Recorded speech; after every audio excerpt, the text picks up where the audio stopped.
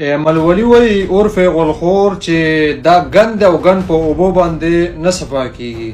نو ملولي عرف غلخوره چې ستا ښځه ستا خور او ستا مور ستا د کور تور سر او ستا زنانه د شپې دغه شانتې اوبه پرې تویئ او په هغې په حقله باندې بیا موږ راپاسو داسې الفاظ استعمالو آیا تاله به خوند راکوي؟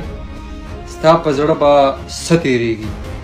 ته انسان یا ستا په دماغو کې بوستي یا ته ځناور یا ته پښتون خو د سره یې نه باچا خان دې په قبر کې وشرمو چې د زنانو په حقله باندې ته داسې بیانونه جاري کوي چې دا ګند او ګند په اوبو باندې نه ختمیږي.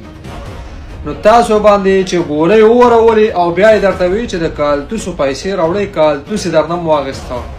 نن 2-3 میاشتې مخکې تا دغلته په چیف آرمي سټاف پسې فیلډ مارشل پسې په سینټ کې بیان وکړ او په 2 ورځې درنه سیکورټي واپس واخیسته او معافي در باندې وغوښته او په پاکستان کې له ټولو نه تیز ترین د سافټویر اپډیټ اعزاز د باچا خان کړوسي په خپل نوم باندې حاصل کړو.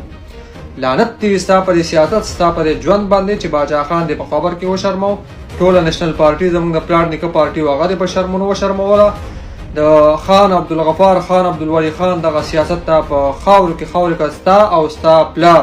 تاسو چې دې پارټۍ ته راغلي دا پارټي په لعنتونو باندې چې کوم دی خلک یادوي او د پښتنو پارټي هغه هم په شرمونو وشرموله. الله تعالی مو نور وشرمولې په شرم خو پوهېږي نه د بلوچستان نه سینیټر جوړ شوی د بلوچستان نه د پلار نیکه سیټ یې بایللی دی.